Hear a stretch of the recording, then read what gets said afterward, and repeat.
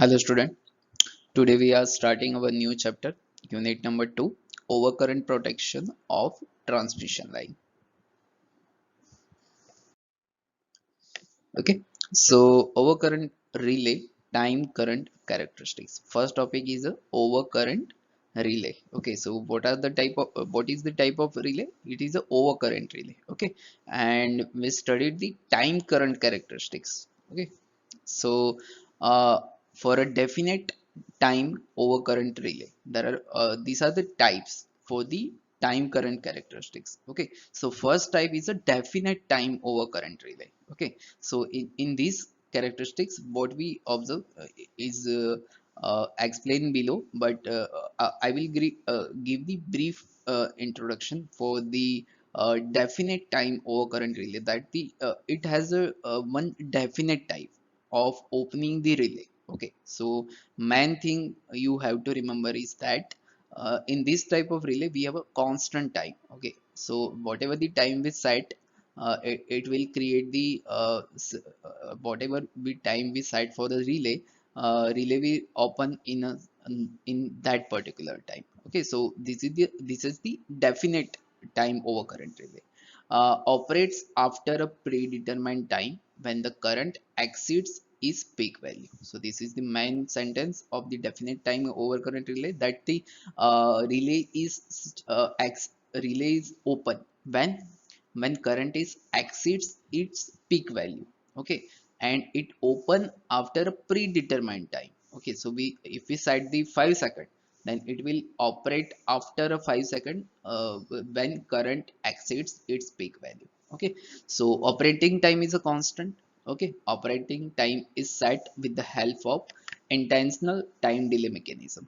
Okay, so we have to introduce the time delay mechanism. Okay, then we have a constant tripping time independent of fault location, difficult to coordinate with the addition of load, not suitable for a long distance transmission line. Okay, so for long distance transmission line we will use another type of relay. Okay, uh, poor discrimination.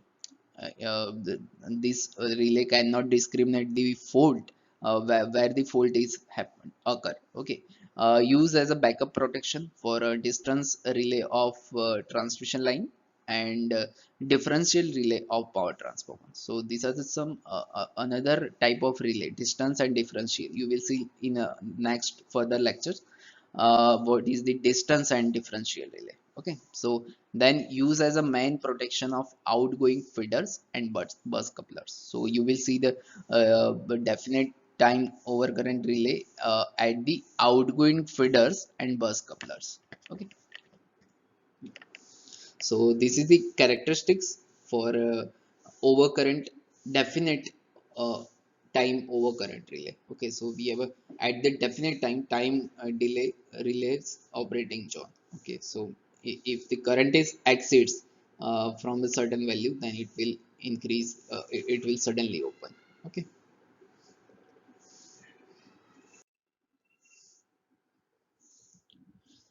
second characteristic, second type of overcurrent relay is instantaneous. Okay, previous one is a definite time, and this is the instantaneous overcurrent relay. Okay, so it operates in a definite time when current exceeds its peak value. Operating time is constant, but there is no any intentional time delay. Okay, operates in a 0.1 second or less. So whenever current exceeds its peak value, then at the same time it will open within a 0.1 second or less. Okay, a relay located tail end from the source operates for a low current. Okay, operating currents are progressively increased from tail to end to source. Okay, so use as a main protection of outgoing feeders. Okay, so what is the difference between the definite and instantaneous? You can see the there is no intentional time delay. Okay, so in previous relay we have a time delay. Okay, so our characteristics will shift upward. Okay, and in instantaneous we have a the characteristic starts from the origin. Okay, so whenever the fault occur, it will start operate. Okay, Then we have a third type of relay, which is a inverse time over current relay. Okay. In this relay operates when the current exceeds its peak value. So this statement is common for all relay. Whenever the current exceeds its peak value, then relay will open, and this is the function of relay. Okay. Operating time depend on the magnitude of current. So this is the most important line for inverse current time current relay. Okay. Operating time is depend on the magnitude of current. Okay. So if magnitude of current is high, then operating time will less. Okay, because this is the inverse relay, not a proportional relay. Okay. If it is a proportional relay, then operating time will be more if current magnitude is more, but this is the inverse relay. So if magnitude of current is high, then less time will be required to open the relay. Okay, so operating time decreases as current increases. Okay, so standard type are inverse definite minimum time over current relay, which is also called as a IDMT relay in a short form. Okay. Another type is a very inverse time over current relay. In this relay, we have a very less operating time. Okay, and third one is extremely inverse time current relay. So whenever we want a very small duration of time between the current exceeds the peak value and opening the relay, then that in that case we use the extremely inverse and very inverse. Okay, so what is the general characteristics? So this is the characteristics of the inverse time current relay.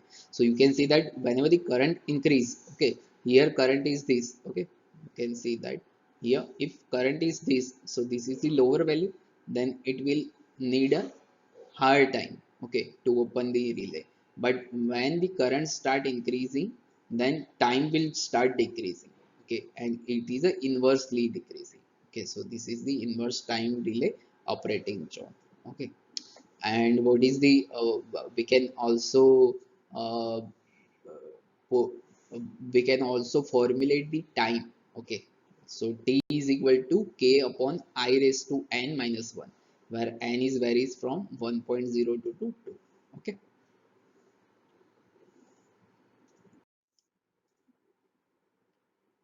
so now we have a IDMT relay. What is a IDMT relay? So inverse definite minimum time over current relay. Okay, so this relay has a inverse time current characteristics. This relay have a two characteristics. One is a inverse time current characteristics. We previously see the one relay which have a inverse time current characteristics. Okay, at the this statement is very important. Inverse time current characteristics at lower value of fault current. Okay, and when fault current is higher, then we have a definite time characteristics. Okay, so this relay is a combination of two relay. One is a inverse time, and second one is a definite time. Okay, so we combine both the relay, because we have one problem. Whenever the current is high, we observe the time is slightly longer than we want. Okay, so we add one characteristics that whenever the current is higher value, then relay have a definite time.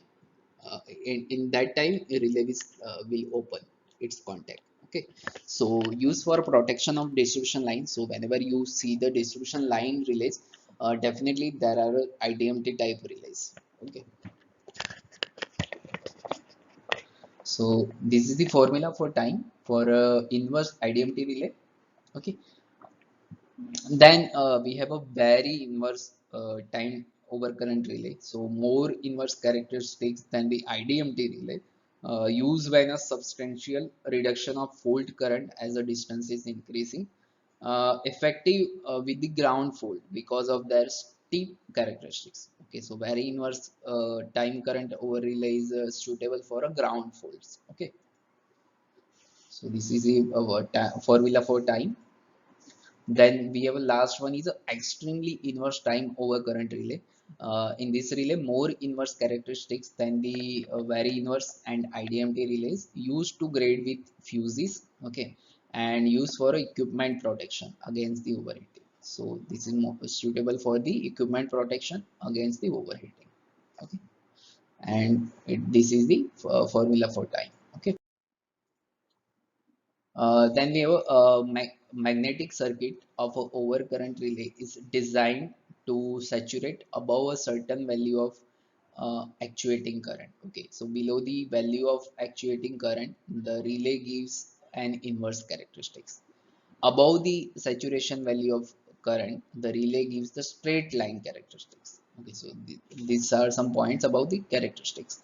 If the core is designed to saturate at pickup value of current, relay gives the definite time characteristics. Okay, so so now we turn into the implementation. Okay, so how we can implement these characteristics, all the characteristics, definite time, inverse, very inverse, and the IDMT type characteristics. Okay, so if the core is designed to saturate at pickup value of current, relay gives the definite time characteristics. Okay, so whenever we want a definite time characteristics, we have to saturate at the pickup value of current. Okay, we have to design a core in a such a manner that it will saturate at the pickup value of current. Okay, and if we saturate at the later stage, okay, if we design a core such that it will saturate at the later stage, then it will gives the IDMT characteristics.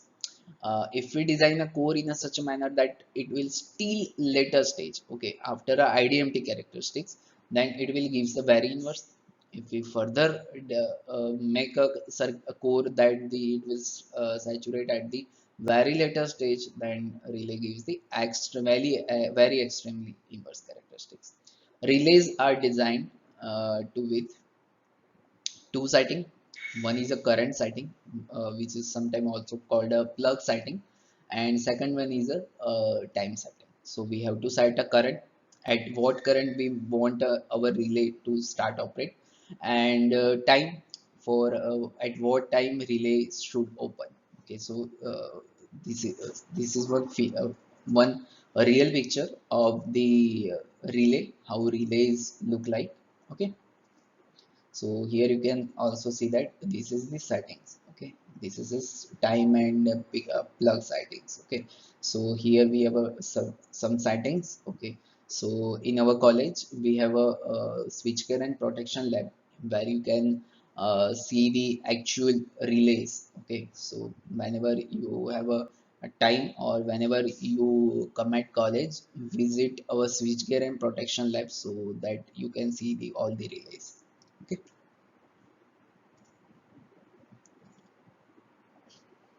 so this is the current setting or plug setting. Okay, and upper one is a time setting.